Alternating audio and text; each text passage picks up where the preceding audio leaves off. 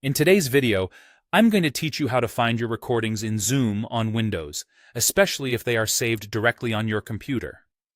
Navigating through the Zoom application to locate your recordings can seem a little challenging at first, but don't worry. We'll walk through it together, step by step, ensuring you understand the process thoroughly. To start, you'll want to open up the Zoom desktop app on your Windows computer and make sure to sign in using your credentials.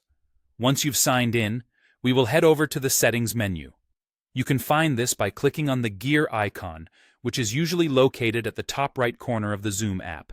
In the Settings menu, navigate to the Recording tab. This section is your main hub for managing the storage and accessibility of your local recordings. Under the Local Recording section, you can see the default storage location for your Zoom recordings. By default, the path where Zoom saves these recordings is typically c/users/documents Zoom. Here you'll find subfolders that are conveniently named by the meeting date and topic, making it easy to find a specific recording.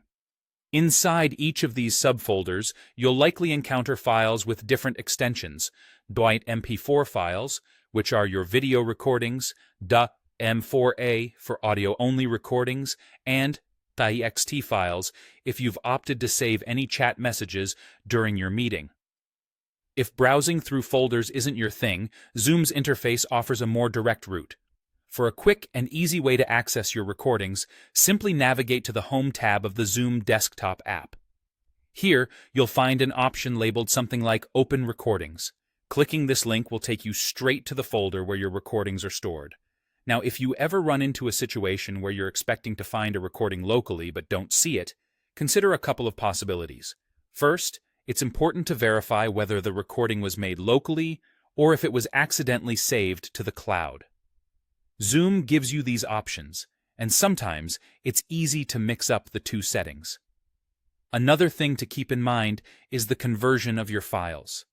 In some cases, you may finish a meeting without seeing your recorded files immediately.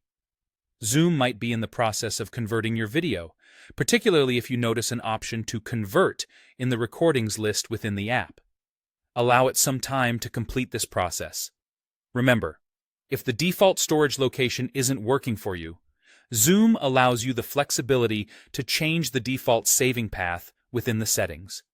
This way, you can organize your recordings in a manner that makes the most sense for you.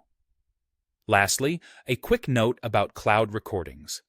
While this video is focused on local storage, it might be useful to know that if you accidentally delete a cloud recording, Zoom provides a trash folder where these files are retained for a limited period, usually around 30 days, before they are permanently deleted. And there you have it.